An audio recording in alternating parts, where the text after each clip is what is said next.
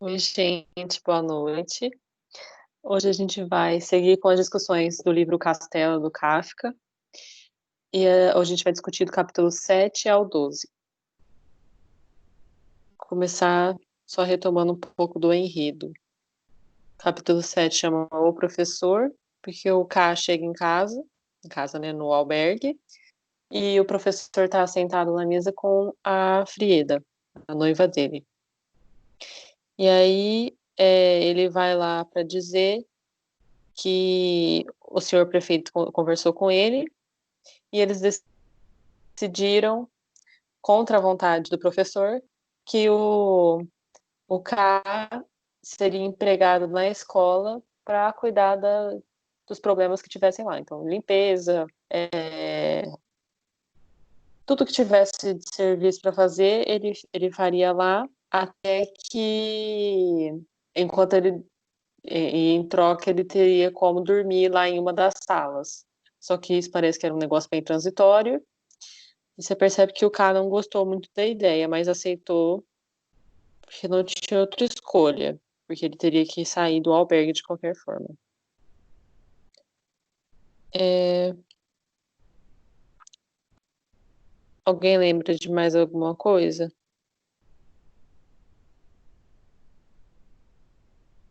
Parece que a gente teve um incidente aqui de percurso. Os meninos estão falando que o capítulo 6 era dessa reunião também. Ah, era mesmo. É, mas o 6 não Era. tem nada muito. Ele conversa com a dona do albergue que meio Nossa, que. uma conversa doida demais da conta. Não Nossa, dá. muito doido. Verdade, gente, eu esqueci. Como tudo nesse livro, é doido demais. Vai começar de novo, então? Palestra, manifesto. Não, vamos tocar, ué. Só. Quem Eu acho que a sabe gente faz ao Alguém tem só. alguma, vivo. Alguém tem alguma marcação desse capítulo 6? Com Não. certeza não. Não, é só falando o que é o tema do capítulo, né? Ele é uma conversa com a mãe da Frieda, né? Então, antes dele conversar com o professor, ele tem essa conversa com a mãe da Frieda. E nessa conversa, né, uma conversa assim, que tem algumas revelações, ela vai falar que ela teve um caso com o clã, né? E aí o clã é, ela. Só pra... Peraí, eu falei algo errado? A dona do albergue, ela não é mãe da filha. Ela é, tipo assim, amiga, pelo que eu entendi. Sério? Nossa, É, pela tradução que a gente tá lendo, não deixa nada claro que é a mãe. Ou eu sou muito burro e não captei as entrelinhas. nossa, pra mim, Eu tinha pra entendido mim. que, tipo assim, a Frieda era como se fosse filha pra ela, mas não é. Exatamente. Ah, entendi. Pode ser. É uma Pode ser que enxerida. pode ser que talvez pela minha tradução eu tenha entendido como mãe mesmo. Mas Entendi. talvez seja só essa relação de vínculo, né, maternal aí, dela cuidar da Frieda, enfim, e nada além disso. Mas eu tinha entendido por alguns capítulos atrás, até mesmo esse, talvez pode ser algo da tradução ou algo que eu li rápido demais, né, que ela era uma mãe. Mas enfim, o que ela vai revelar é que ela. Mas realmente acho que ela não é mãe da Frieda, né? Talvez, biológica.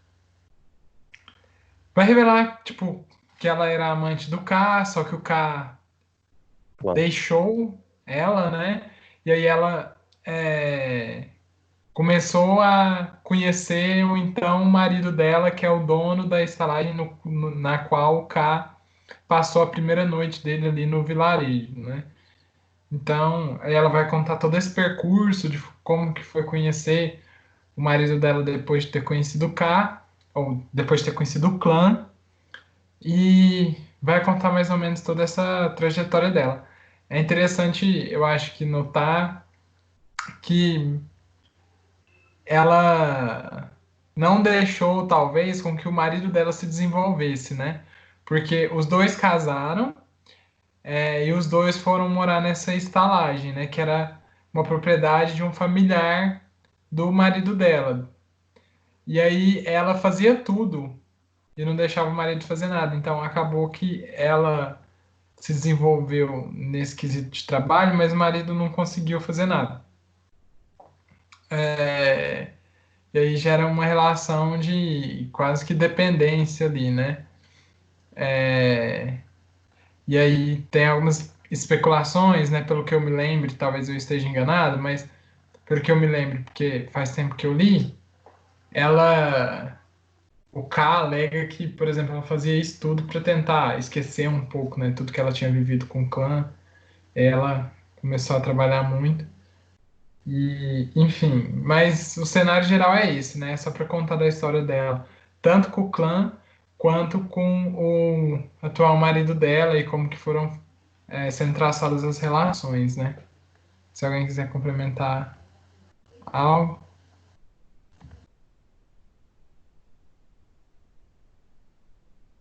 Acho que era isso mesmo, não sei. De Eu enredo. anotei algumas coisas aqui, mas nada muito valioso. Acho que o 7 tem mais coisas interessantes.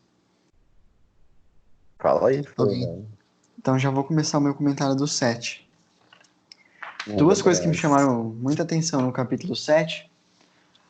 Uma foi a questão da minuta, que eu achei muito engraçada, porque realmente em muitos órgãos e comissões que eu participei, geralmente toda reunião geralmente tem ata, né? Uma reunião mais ou menos oficial tem ata. E aí, muitas vezes você vê as pessoas falando assim: "Ah, eu quero que conste em ata tal coisa. Ah, eu quero que conste em ata aquilo lá. Ah, e por favor, conste em ata que eu fiz não sei o quê." Mas na verdade, a ata serve para registrar tudo que está acontecendo. Então, assim, é um negócio meio paradoxal, né? É um paradoxal não, mas é a ênfase da ênfase, o cúmulo da ênfase.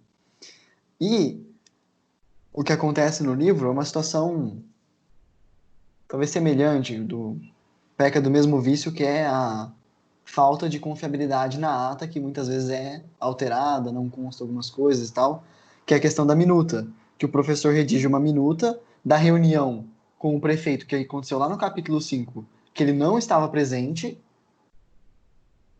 ele redige ou seja, o professor redige um negócio que ele não viu, sobre uma conversa que ele não presenciou, e acho que ele pede pro K aceitar, assinar alguma coisa assim, num negócio que ele nem tava lá quando ele redigiu a ata. Então mostra assim esse problema bem severo digamos assim, dos registros de uma forma geral, porque não ocorre só na burocracia pública, na administração, direta ou indireta. Ocorre também em organizações privadas, em empresas, tal. Aí eu queria ver com vocês, se já tiveram experiência de viver uma situação desse tipo, o que vocês acham? Brevemente. Acho que o Palestra tem mais a falar sobre isso. Para falar se eu vi algo que eu, em alguma instituição que eu vi que não estava na ata e aí a gente pediu para revisar a ata e de repente não estava ali, algo nesse sentido, que eu não entendi Acho direito. que. Então, não sei se a pergunta do Fernando foi exatamente essa, mas para falar sobre atas, eu acho que você é a pessoa certa. Tá, mas só repete para mim, Ferdinando, então, é porque eu fiquei meio voado, não sei. Não é uma pergunta assim fechada, mas é tipo, esse trecho me Sim, chamou bastante atenção porque eu tenho uma certa experiência não, mas já convivi coisas desse tipo. Aí eu queria ver com vocês, se vocês acham que tipo, vocês também enxergaram alguma coisa a mais nesse trecho, se vocês acham que é uma questão fundamental ou se passa batido. tá, eu não entendi, talvez a parte finalzinha do seu comentário, né, mas o início ali, quando você estava falando da ata, de ter que registrar, de ter que olhar a ata e às vezes pode acrescentar mais coisa ou pode faltar, eu me recordei de uma situação que a gente viveu no diretório, sabe? Que a gente. Acho que talvez isso até aconteceu mais de uma vez, que a nossa gestão precisava olhar alguma informação de uma ata de gestão passada, ou até mesmo da gestão na qual as coisas estavam sendo debatidas, e aí quando eu ia olhar na ata, às vezes porque a pessoa que estava redigindo a ata não achou que era tão importante, ou às vezes achou que poderia suprimir para ficar um documento mais coeso, deveria colocar só as deliberações principais, às vezes deixou passar alguma coisa, e aí quando a gente ia revisitar o texto para falar, não, vamos ler o texto para embasar melhor a nossa ação agora, porque a gente depende daquilo que a gente decidiu antes, não tinha, sabe? Então, isso não é que seja uma falha do diretório em si, ou do secretário que redigiu a ata, mas é que eu acho que toda essa documentação, né, leva um pouco do viés da pessoa que está escrevendo, dela pensar assim, ainda mais que você está escrevendo muitas vezes em tempo real, né, para não perder nada, enfim, é muito difícil para a pessoa conciliar tudo e selecionar de fato aquilo que é importante, né? Às vezes pode realmente acontecer de faltar alguma coisa.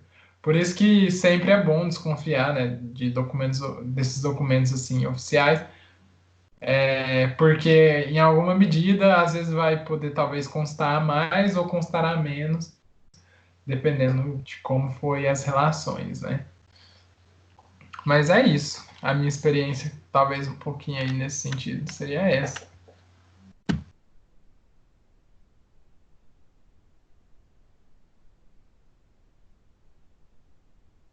E eu não tenho nada mais para falar do capítulo 7. A Carol já comentou o enredo, né? Aí, se ninguém tiver mais nada para falar, acho que a gente pode passar para o capítulo 8. Só queria falar um negócio sobre essa questão que o Fer falou, ou a parte que eu achei mais interessante nesse capítulo 7 é que ele usa o termo semi-oficial, o professor. Para mim, isso não existe, ou é oficial ou não é, né? Semi-oficial é o cúmulo da burocracia, né? É mesmo. Não tinha Eu pensado tenho, nisso, mas concordo. eu tenho um comentário que, sim, eu concordo com o que você falou, amor, mas é um comentário sobre um outro aspecto. Agora é na conversa que ele tem com acho que é o Barnabás. Alguém chega e dá essa mensagem para ele de que a dona do albergue não aceitaria que ele vivesse mais com ela. Acho que é Frieda até. E aí, por isso ele aceita a proposta lá do professor de trabalhar como servente. E aí, eu vou ler aqui um trecho, mas eu vou pular uma parte grande, então não é exatamente nessa ordem. Que ela manda dizer pro K que se ele tinha vínculos com o castelo, então que os aproveitasse, pois ela também tinha vínculos com o castelo e saberia fazê-los valer. No sentido tipo assim, olha, eu tô aqui, eu vou aqui, eu não quero que você venha mais na estalagem, e eu vou fazer de tudo para ferrar com você. E se você tem algum contato, tipo, de alguém que pode, de alguém. Se você tem alguma carteirada para dar, que você dê agora. Eu acho que a gente tem problemas muito grandes, principalmente no Brasil, nesse quesito. Ah, eu conheço não sei quem, você sabe com quem está falando assim por diante. E isso apareceu já algumas vezes na obra, nessa vez bem explicitamente. Aí, assim, tirando esse comentário, não tem mais nada no capítulo 7. Mas se vocês tiverem alguma coisa para acrescentar, se vocês gostaram desse trecho, por favor.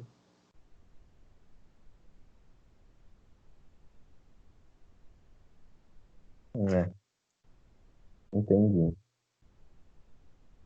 Como a gente falou, acho que assim, parece que. A Carol mesmo falou que parece que é um lugar que as pessoas entram e não saem.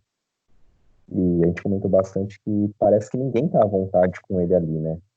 Tirando a Frieda, que guarda ali uma relação um pouco diferente com ele. E o Barnabás, o resto parece que ninguém tá à vontade com ele ali. Inclusive o professor, eu achei que teve uma mudança muito, muito grande de comportamento em relação ao primeiro encontro com o professor.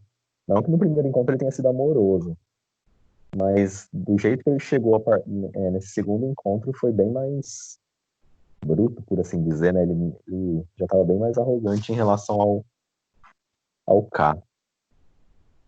Não sei por que as pessoas não gostam dele.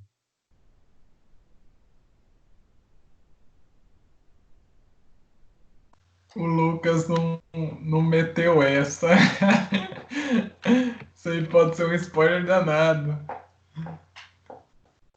Não, o que? Que spoiler? Não sei. Mas esse jeito de falar aí, essa insinuação, oh meu Deus. Não, mas é tipo assim, eu não sei por que as pessoas não gostam dele. Não faz sentido. Só porque ele é estrangeiro? Eu acho que o Lucas tinha que contar o spoiler, na moral. Nossa, se eu contar, vocês não vão querer saber, gente. Não é um livro investigativo. Tá, mas depois a gente conversa sobre isso, né? Até porque, tipo, a gente pode falar Vamos em off. preservar os É, leitores, os ouvintes, sim, os total de zero ouvinte. Então tá, pesado. mas. Quem que é o assassino? Conta pra gente. Não tem nenhum Jorge.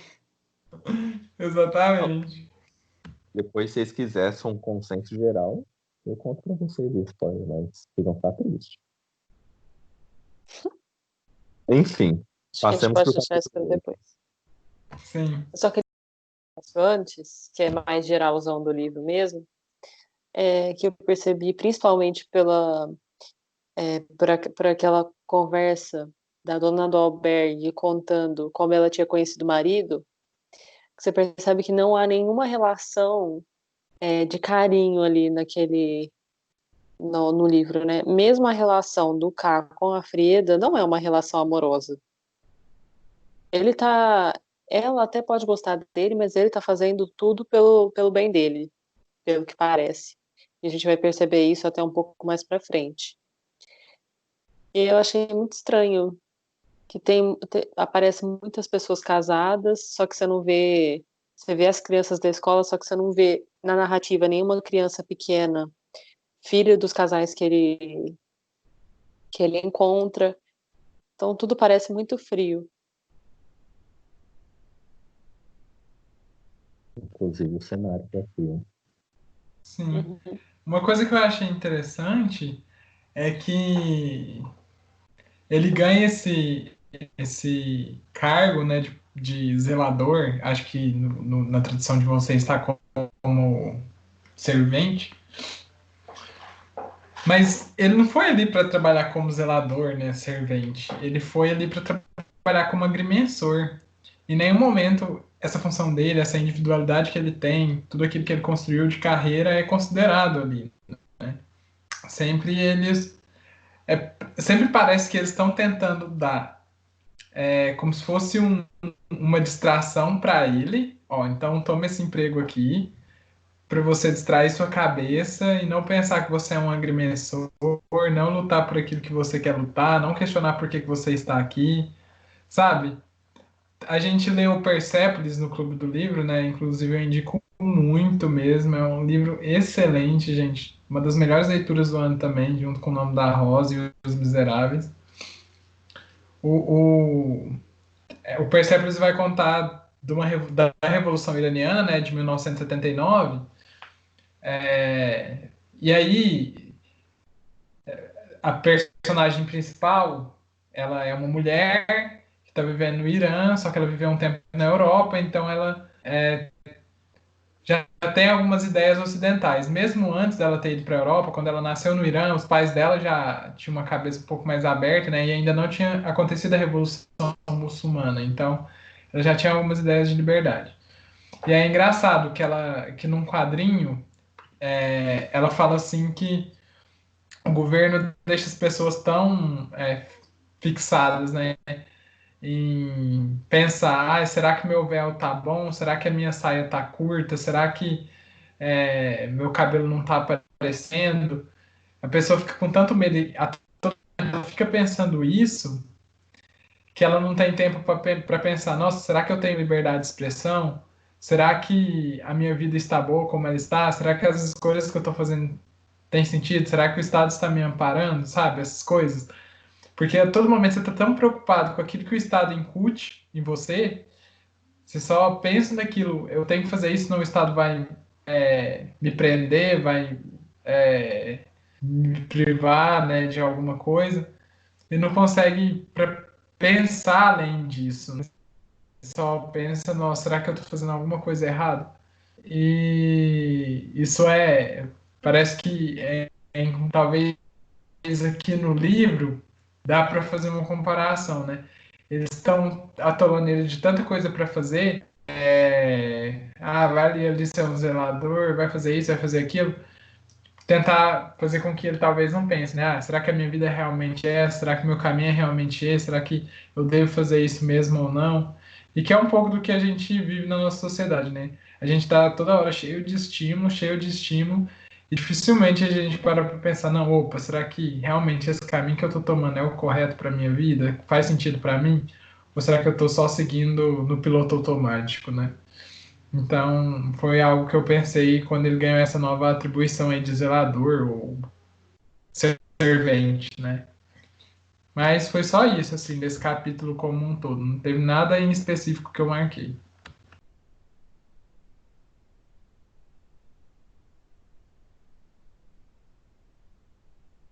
Acho que podemos seguir para o 8, então. Se alguém puder falar sobre o enredo.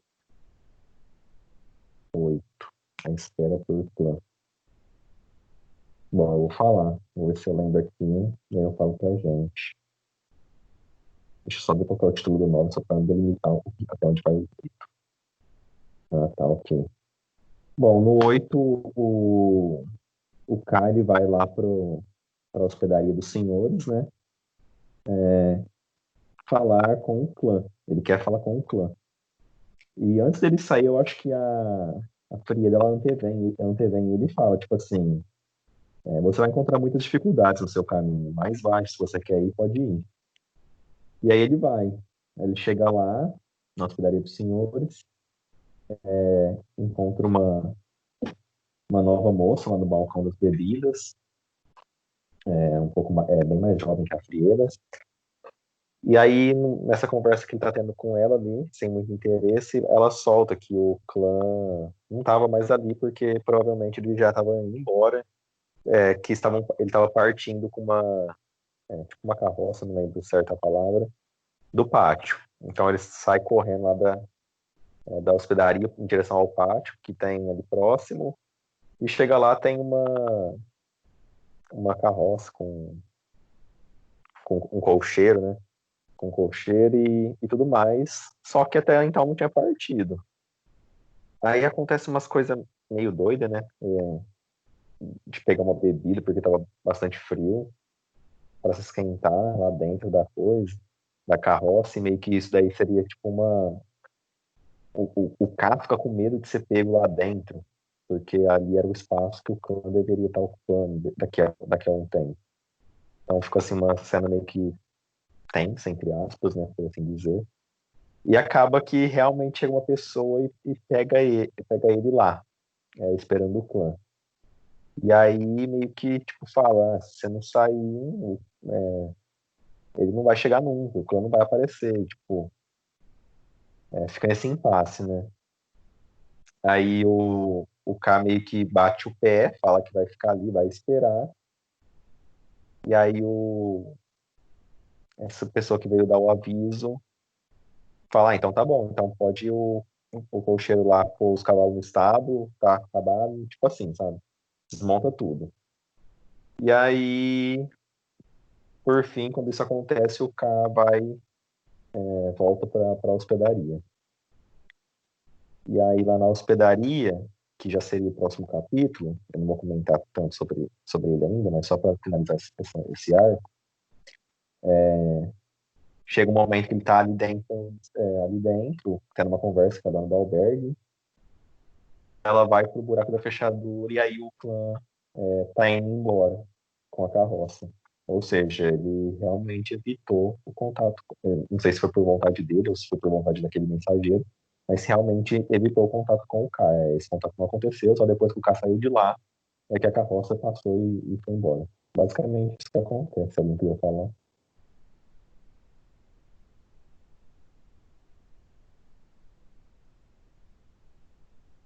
Não, não, acho que você resumiu bem. Eu não tenho nada para acrescentar, não. É só interessante que os dois parecem ser quase que a mesma pessoa, né? Enquanto um está no lugar, o outro não pode estar. Então, sempre tem esse impeditivo de se encontrarem, né? A realização do encontro. Esse é o spoiler do Lucas. O K é o clã, só que disfarçado. Não, não é esse meu spoiler. Mas eu já falei sobre isso, que uma das teorias é que o livro fala sobre pensamento, né? Não sei se é tipo a teoria tipo Freud, ego, superego, essas coisas, mas uma das teorias que eu li é que o livro fala sobre burocracia, outra sobre uma questão religiosa, que o Gabriel levantou na semana passada, e a outra sobre essa questão do pensamento. Mas eu não consegui ainda encontrar essa questão do pensamento. Se vocês conseguiram perceber alguma coisa. Tipo, quem interpreta que é essa questão psicológica, de psicologia, né, fala que ele nunca consegue entrar no castelo. Então seria como se fosse a gente nunca conseguia acessar o inconsciente, né? A gente só tem acesso ao consciente. Então, aquilo que é inconsciente foge ao nosso controle. Então, mesmo que a gente queira muito acessar, queira muito entrar, a gente não tem capacidade para fazer isso, né? E aí, muita gente interpreta como se o inconsciente, né, fosse o castelo, que é muito inacessível, e o consciente fosse o que ele vive ali, né? E sempre tentando chegar no inconsciente. Entendi. E assim, o jeito que ele escreve mesmo, acho que o João comentou na última reunião, infelizmente ele não está aqui presente nessa, que é uma leitura arrastada. E realmente estava analisando, ele não usa palavras difíceis, ele não usa termos difíceis, ele só escreve de um jeito chato, de um jeito assim que te faz, não deixa as coisas muito interessantes, sabe? E ele faz de um jeito que ele coloca vários pensamentos assim numa coisa só, num parágrafo grande, você vai se perdendo. Parece muito um fluxo de consciência. Ao mesmo tempo, parece um fluxo de consciência que não te leva a lugar nenhum. Então, tipo assim, é igual o palestra mencionou sobre você não conseguir acessar o subconsciente. Você está vendo tudo que a pessoa está pensando, tudo que passa na cabeça dela, mas tá, e daí? Que conclusão você chega? A gente não tem como dizer. A gente chegou até a duvidar, eu pelo menos, o Lucas também, se o nosso narrador, que é o K, pelo jeito, se ele estava contando a verdade, em muitos momentos parece que ele tá meio que mentindo até para ele mesmo, sabe? Então, eu acho que essa é uma interpretação muito válida. Eu não tinha pensado nisso, mas vou começar a analisar com mais cuidado daqui para frente. Isso. Eu não falei, né? Mas funcionaria o castelo como o inconsciente e a vila, né? Que é onde ele transita, onde ele conhece as pessoas, onde ele faz, né? Ali a sua existência seria o consciente, que é onde ele consegue transitar, onde ele consegue traçar relações, que é onde ele consegue realmente estabelecer um nexo, um fluxo, né? É, de vida, enfim, de pensamento. Então, seria esse contraponto entre o vilarejo e o castelo. Um que é acessível, o outro que é inacessível.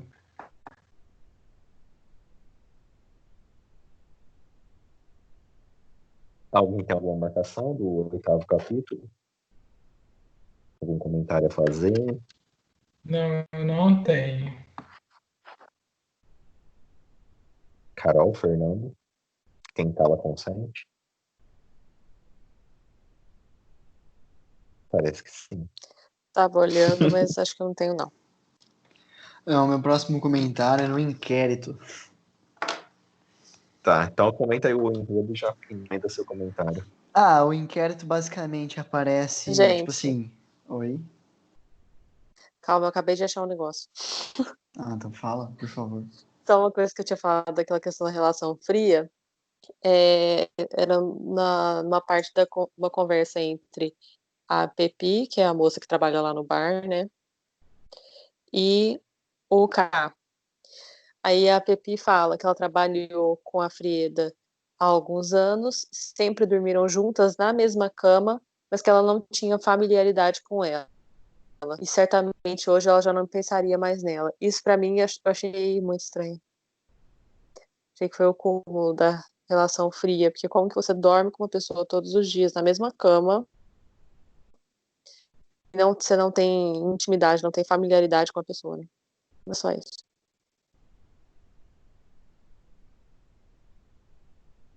Desculpa eu ter Verdade. interrompido.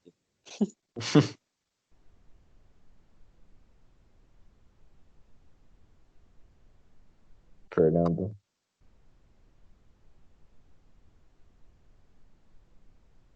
Oi, gente, tava mutado, foi mal. Eu vou dar uma resumida, mas basicamente no Luta pelo Inquérito, Luta contra o Inquérito, tipo, ele chega lá dentro da estalagem, que ele descobre que o clã saiu mesmo e tal. E aí tá a dona dessa hospedaria, um secretário do clã e de um outro senhor, e mais alguém, acho que é o cara que tinha conversado com ele antes. E aí, basicamente, eles começam a fazer umas perguntas sobre o que ele queria com o clã. Mas você não vai conseguir. Aí a dona da hospedaria fala que ele tá mudando tudo que ela fala, e ele fala que não tá, não sei o que, fica essa discussão meio sem rumo. Mas aí, mais pro final, eles começam a chamar isso de inquérito. E o K, meio que assim, não tá nem aí e sai andando desse inquérito. E ninguém entende direito por que ele faz isso, e as pessoas ficam, gente, mas você vai sair andando no inquérito? É isso mesmo? E aí eu separei alguns trechos que eu achei bem curioso. Que, se vocês não tiverem mais nada para complementar do enredo, eu posso continuar. Mas sim, eu tentei fazer um resumo meio sintético. Anyone? Muda bala. Então, o primeiro comentário eu acho que é Mosmus, o tal do secretário. Que ele é secretário de 2 senhores. Então ele é secretário 2 vezes. E eu tive uma prova de direito administrativo ontem, e a gente estudou justamente acumulação de cargos. E é um negócio muito comum na administração pública, e a gente está vendo aqui na aldeia, né? Que assim, como é que será que pode até ser que ele consiga fazer o serviço eficientemente, né? Mas é correto você ter um secretário para 2 senhores? Porque assim, não é. Claro que em algumas situações é até mais correto você ter um secretário para atender várias pessoas. Mas no sentido que ele coloca aqui, o secretário é tipo um representante, um faz tudo. E até me deixa mais preocupado porque ele fala: olha, meu objetivo de estar aqui não é atender o que você está me falando, é simplesmente registrar para colocar isso aqui no arquivo da aldeia. Tipo assim, é o cúmulo da burocracia. É quando a burocracia ela começa a se retroalimentar e esquece que ela existe simplesmente para fornecer o serviço público. Então, o burocrata, no caso, o secretário, ele está mais preocupado em preencher um documento e arquivar na sede do que resolver o problema do cara. E aí, para piorar, ele pergunta, tipo assim, você é idiota? Você acha que o clã lê isso aqui, as coisas que eu escrevo, ou recebe as mensagens que eu passo? Porque ele haveria de fazer isso, o clã não pode ler todos os protocolos e, na verdade, não lê absolutamente nenhum. Inclusive, ele diz assim, tire de perto de mim esses seus protocolos. Ou seja, eu pensei quando eu estava lendo que eu ia falar, ele é o verdadeiro funcionário público.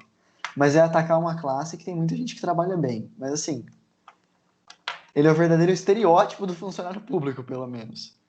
Que é o cara que tá lá, principalmente quanto mais alto o cargo, geralmente mais assim fica, que é, ele tá lá, ele não faz nada, os subalternos fazem tudo para ele só assina ou só empresta o nome, em muitos casos. Que é um negócio muito triste, né? Porque você tem funcionários que não deveriam fazer isso, ganhando muito pouco, fazendo essas funções, e funcionário que ganha para ter essa para desempenhar essa competência, fica coçando. Mas enfim, de tudo isso que eu falei, esses eram todos os meus comentários do capítulo 9. Gostaria de ouvi-los. Acho que tem bastante coisa nesse capítulo interessante. Eu só queria fazer um comentário sobre isso que você falou, porque chega um ponto, parece que não faz mais sentido ter a burocracia, né? A burocracia serve para auxiliar na gestão, na administração, organizar e tornar as coisas menos corruptíveis, né? E talvez mais eficientes, né? Só que chega um ponto que realmente vira a burocracia pela burocracia, sem que ela faça sentido algum. A gente só reproduz e não dá sentido nenhum a ela. nos 100 anos de solidão, tem. Não é um spoiler, mas assim, tem um trecho que tá tendo uma guerra, né? E aí um dos personagens fala assim, já tá tendo a guerra há muito tempo, e aí um dos personagens fala pro outro, né? Olha, essa guerra já tá muito desgastante, por que a gente continua nisso, né? Tipo, mais ou menos nesse sentido, eu não lembro bem ao certo, faz tempo que eu li. E aí o outro vira para ele e fala, olha, nem eu não sei mais, acho que não tem mais confronto político, todo mundo está pensando igual, não tem mais confronto ideológico, a gente só está se matando por se matar. Sabe, é a guerra pela guerra, não importa, a gente só quer fazer. E é a mesma coisa, né? A burocracia para burocracia, não vai levar a lugar nenhum, mas mesmo assim a gente quer continuar, sabe? A pessoa não para pensar no que ela está fazendo ali naquele momento. E é isso.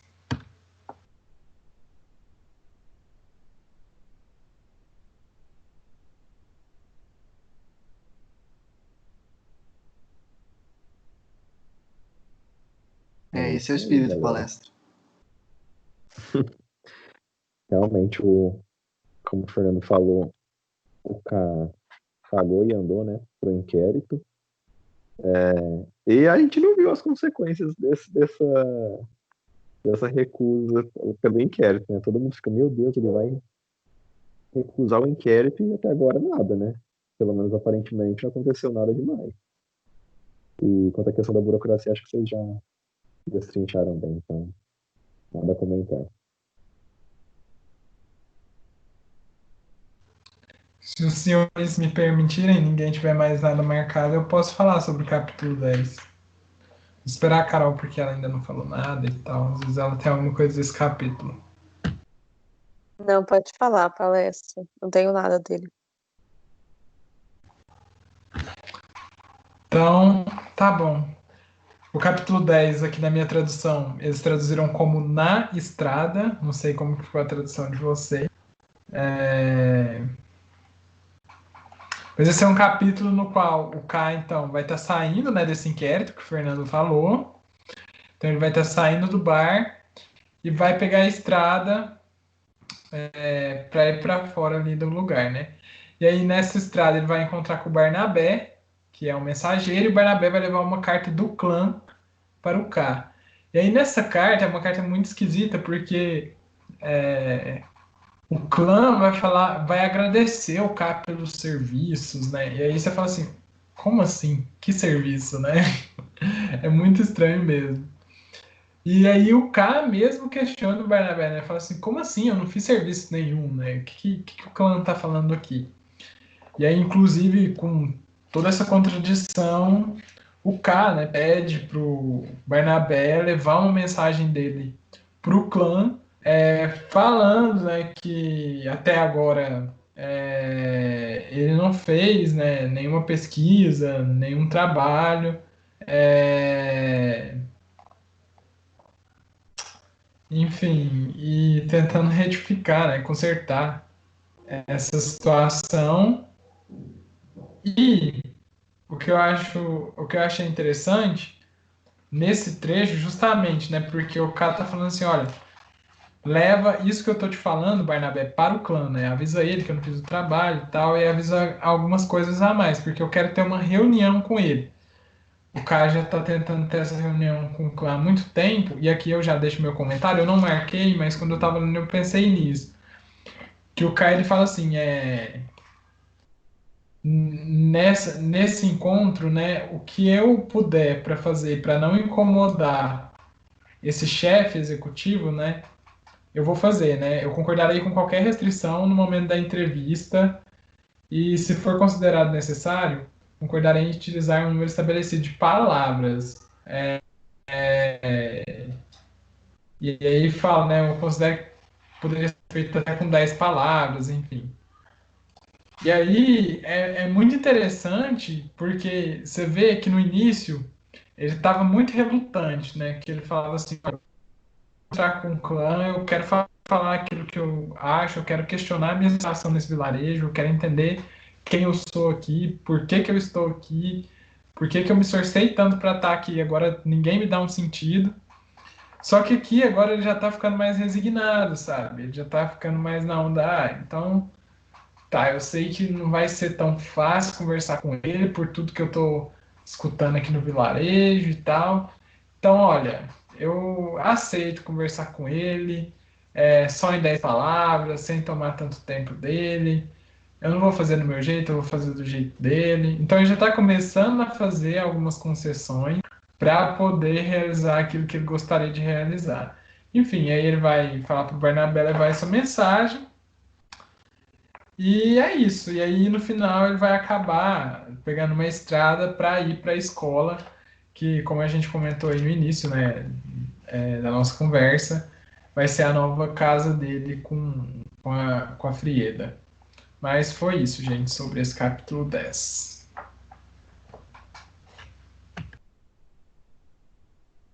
Eu tenho só um trecho que eu marquei, que é. Não um trecho, né? Eu só queria fazer um comentário. Que parece que, ao mesmo tempo que o K tá tentando muito, ninguém do vilarejo em nenhum momento mente para ele. E as pessoas sempre deixam muito claro que os caminhos são difíceis e que provavelmente tudo que ele tá pensando não vai acontecer.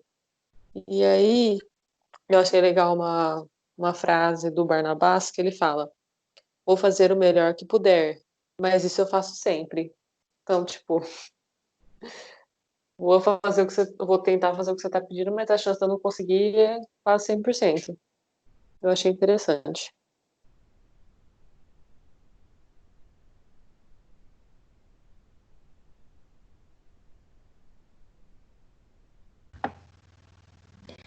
E é muito engraçado, né? Porque até isso que a Carol falou e o que eu disse tem ligação. E aí você pensa, né? É igual você entra num, sei lá, você vai comprar um produto e você chega disposto assim na loja a pedir um desconto que você vai achar que o produto vai sair por 50% do preço. E antes de você chegar na loja, seu pai fala com você, fala, ih, não, isso aí não vai dar certo, que eles não vão fazer um preço tão baixo. Aí passa um pouquinho, seu amigo fala com você a mesma coisa, aí você vai desanimando, aí quando você chega na loja, você quase compra o produto pelo preço de venda ali, né? O tanto que você foi desanimado ao longo da trajetória. Parece que é isso que está acontecendo com ele, né? Ninguém dá esperança para ele, então aquele fôlego que ele tinha antes vai se perdendo, porque ele vai se tornando parte daquele vilarejo que é conivente com tudo que acontece e que vive se restringindo, pelo que parece, né?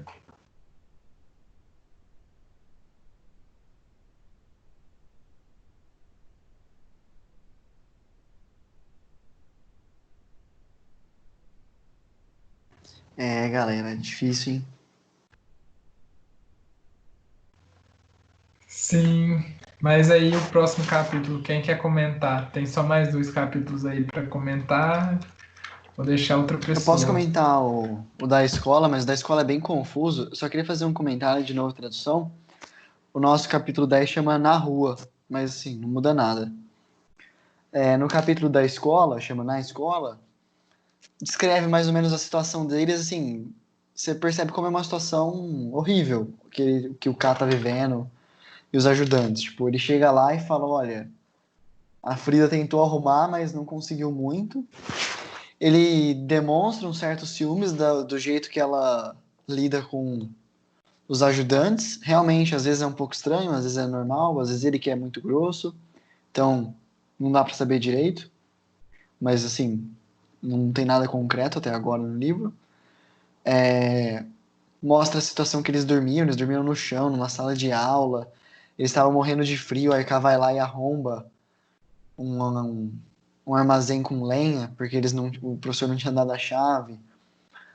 Aí no meio da noite a Frida toma um susto por conta de um gato. Eles acordam com a professora já chegando lá e as crianças chegando e rindo deles que eles estavam de roupa. Falam assim roupa, mas eu acho que eles estavam tipo de ciroulas, digamos assim, roupa de dormir, o equivalente a uma roupa de dormir. E o capítulo culmina para ele sendo demitido da função de servente, da função de.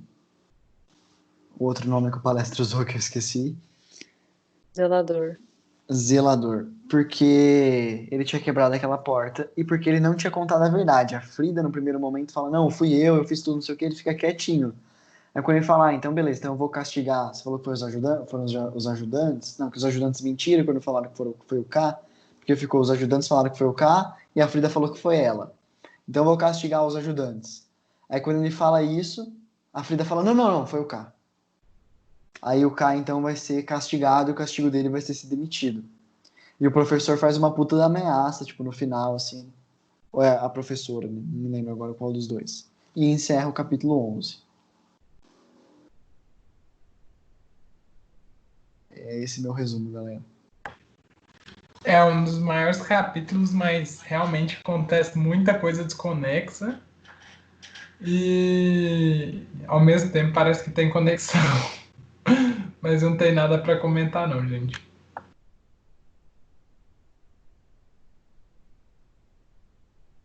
Só tinha uma coisa para comentar que eu fui percebendo mais no decorrer desses capítulos, que se percebe que geralmente as pessoas que têm um pouco mais de poder, elas têm nome, e as outras, elas são chamadas pelo posto que elas têm, né? Então, por exemplo, dono do albergue, professor, aí, mas o clã tem nome, o secretário do clã tem nome. Só que aí eu achei que isso não sei se isso faz sentido, porque a Frieda tem nome também, e aquela Pepi. Mas não entendi se elas têm nome porque elas têm alguma relevância na história ou não sei, realmente, o que pensar. E os ajudantes, na verdade, eles são literalmente quase que uma pessoa só, né? O K trata os dois mal como se fossem um só. Cara, esses ajudantes são a coisa mais estranha que tem.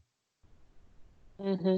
Quando eu leio, parece que eles são tipo uns bobos da corte, sabe? Sim, eu Eles também. ficam pulando em volta ali, fazendo gracinha. Não dá pra entender o Eu que acho que eles tinha um são. filme que tinha dois assim, eram gêmeos, e eu fico imaginando eles. Dois gordinhos com roupa colorida, chapéuzinho, pulando o tempo inteiro. Não é a Alice no País das Maravilhas, não? Isso, exatamente. Eu lembro muito dos dois. Aqueles dois irmãos. Do Alice no... Na verdade, aqueles personagens, se eu não estou muito enganado, porque eu li faz tempo, mas não é, no Alice, não é do Alice no País das Maravilhas, é do Alice através do espelho que ela encontrou por lá. É que naquele filme eles juntaram, né, as duas obras do Lewis Carroll e fizeram um compacto e jogaram tudo.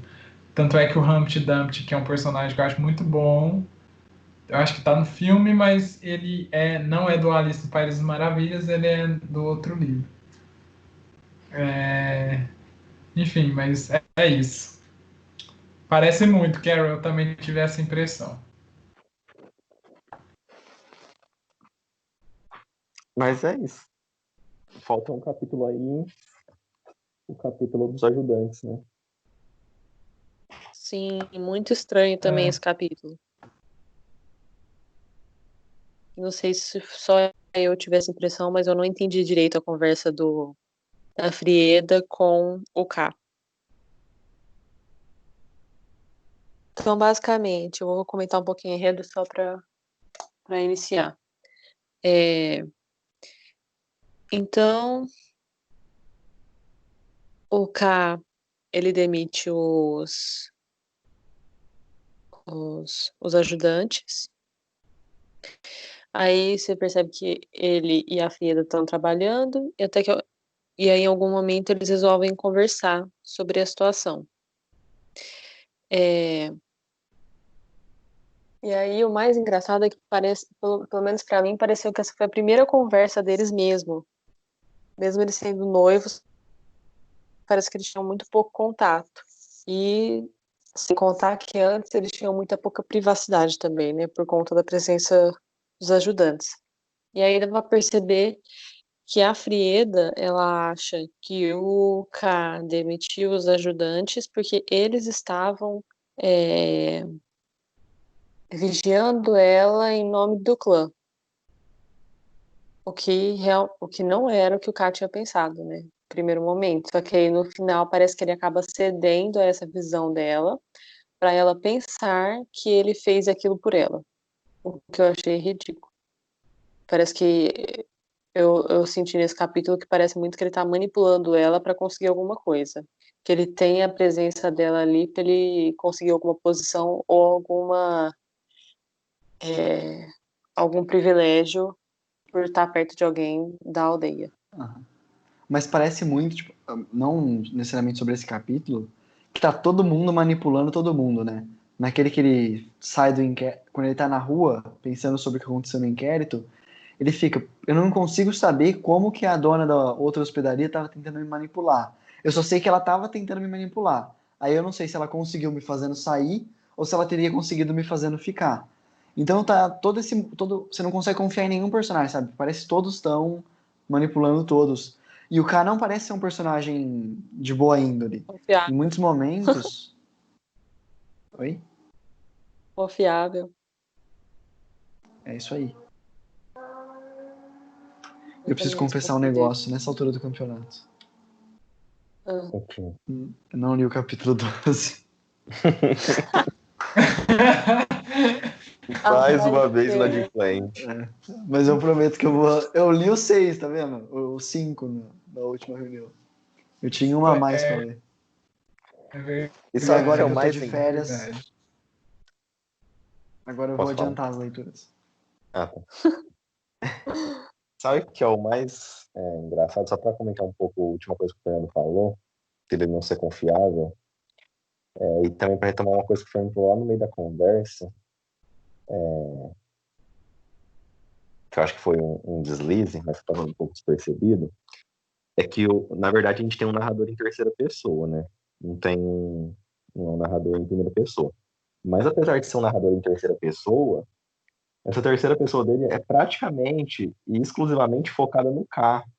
Então a gente não tem um narrador que está ali contando tudo pra gente. É um narrador de visão de mundo do K. Então, apesar de da gente ter esse instrumento que poderia ajudar a gente a decifrar um pouco mais da história, por ser um narrador de terceira pessoa, a gente acaba não tendo, porque o narrador fica focado na visão de mundo do K. Então é um pouco difícil. Então, na verdade, eu queria fazer um comentário. Eu acho que eu me confundi na hora, me embananei, mas eu acho que é em primeira pessoa, porque em nenhum momento aparece o pensamento de nenhum outro personagem. São só os pensamentos do K, as falas do K, e às vezes o K resumindo o que as pessoas falaram. Tipo assim, ele tem um diálogo, ele fala, a Frida me falou isso, isso, isso. É que ele não fala, tipo assim, me falou. Ele fala, a Frida falou isso, isso, isso. E K respondeu, mas tipo assim, eu fico em dúvida, tipo, é um meio termo, uma segunda pessoa. Então, eu acho que é uma terceira pessoa, mas que o narrador não é tão amplo quanto deveria ser, não sei.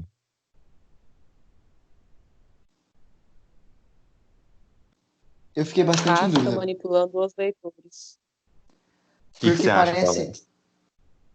Pode falar, Fernando. não, tipo assim, elementos que induzem a pensar que é a primeira pessoa. É que só tem o K falando sempre e os pensamentos do K.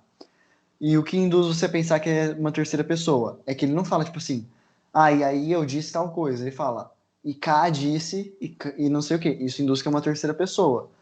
Mas eu não sei, eu fico meio em dúvida, porque a gente não viu até agora o pensamento de ninguém.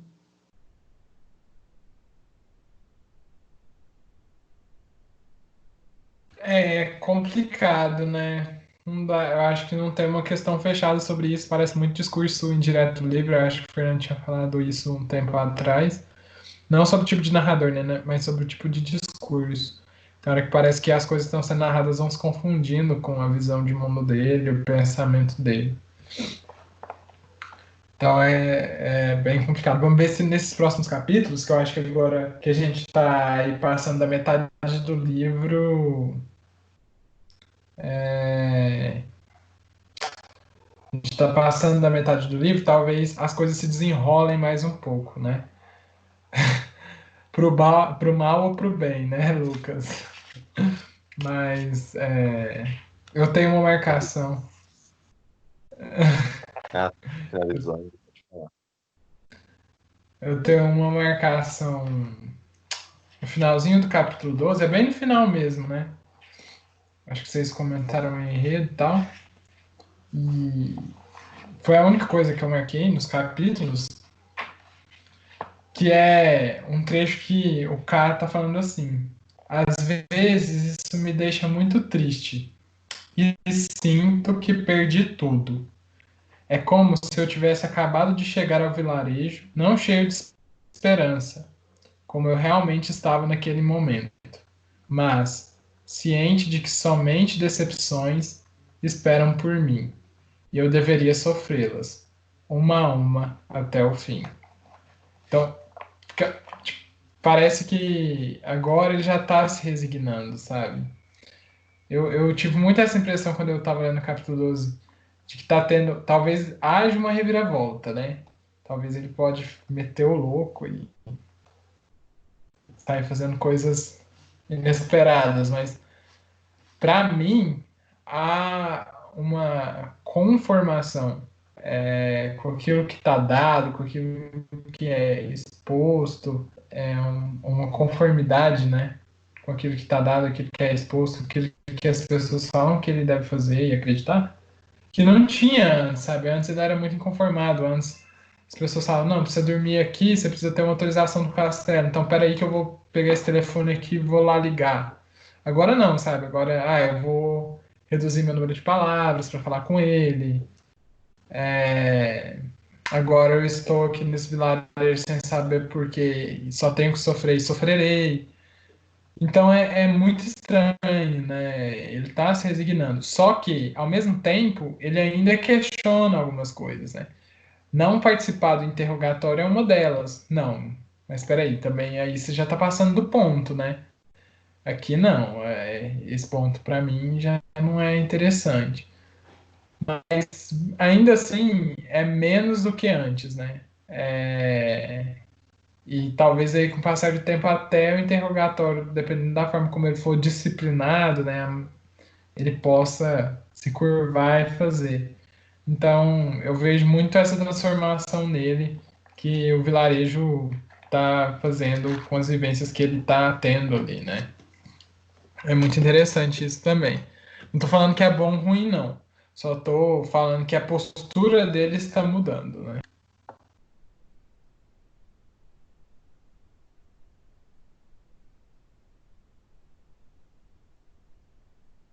Eu só tinha mais uma coisa nesse 12, que foi um trecho que é uma fala do narrador, né? Eu achei muito estranho, que ele fala assim: o Kafka desejava poupar Frieda o mais possível, uma vez que ela tinha ambições, e ele não. Ela era suscetível, ele não. É estranho que parece que pela primeira vez ele se preocupa com ela de alguma forma.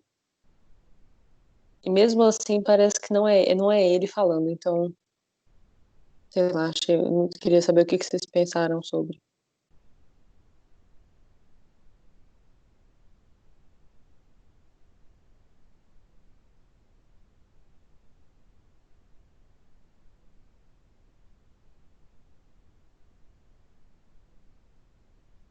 Exato, Carol.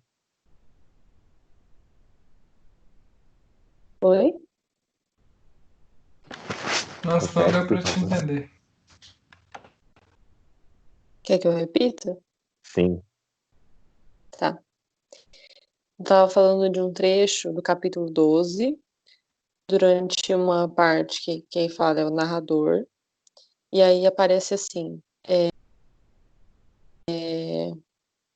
K queria sair primeiro e os demais só deveriam seguir quando ele os chamasse. Tomou essas precauções, por um lado, porque não pretendia deixar de antemão que a situação piorasse com as tolices dos ajudantes, e por outro, porque desejava poupar Frieda o mais possível, uma vez que ela tinha ambições e ele não. Ela era suscetível, ele não. Essa parte que eu disse que eu achei estranha, porque parece que, pela primeira vez, o K se preocupa com a Frieda e ele coloca ela primeiro que ele, porque ela tem ambições. E eu acho estranho dizer que ele não tem ambições. Na verdade, eu acho que é o contrário ali, pelo que a gente lê no livro. É, parece mesmo ser o contrário. O te- Esse trecho está no 12º capítulo? Sim, pra mim. Ah, não, é 11º, gente. Eles tinham uma coisa errada. Ah, mas de boa, não tem problema. Tá certo. Mas pra mim, tudo que o Lucas fala agora é suspeito, gente. Ah, nem. Por quê, gente? Tá igual. Agora eu virei tipo o Fernando no Nome da Rosa, né? Tudo que o Fernando falava, todo mundo ficava, "Vixe, será que é o assassino?" Tem sempre um bode expiatório, né, Lucas? Então, Mas, No Segredo de sinceramente, Solidão eu sei a história inteira, né? Mas eu não vou contar, porque, pô. assim, eu realmente acho que, por não ser um livro de. Ser um livro mais reflexivo e tal, talvez até. Não sei, se você acha que o spoiler estragou a história pra você, não conte. Mas se você acha que te ajudou a interpretar tal, eu acho que você podia contar, inclusive contar agora. O ouvinte que não quiser ouvir, para aqui. não vou contar porque não me ajudou a interpretar e pra mim estragou a história. Nossa. Agora que eu quero saber. Mas a história já era ruim ou ela piorou? Meu Deus. Que eu já estou desgostando dela. É, e nesse tom, encerramos por aqui. Tchau, ouvintes. Tchau, Vi. Até mais, meu povo. Tchau.